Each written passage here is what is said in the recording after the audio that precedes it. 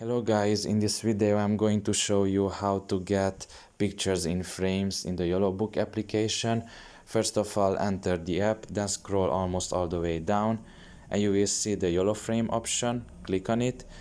You are presented with two versions here, the normal one or the XL, only the dimensions differ. I will select the first one, and you can choose to have one picture in the frame or multiple, in this case 4. I will select the first one.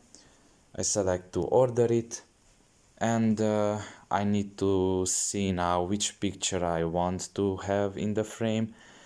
Since these are basic pictures, it's whatever for me. I will go with this one.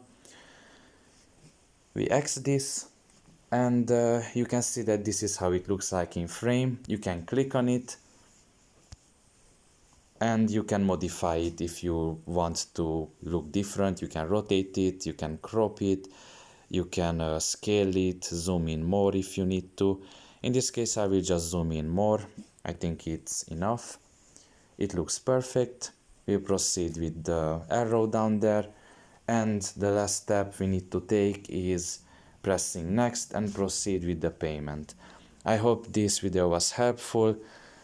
See you next time. Bye bye.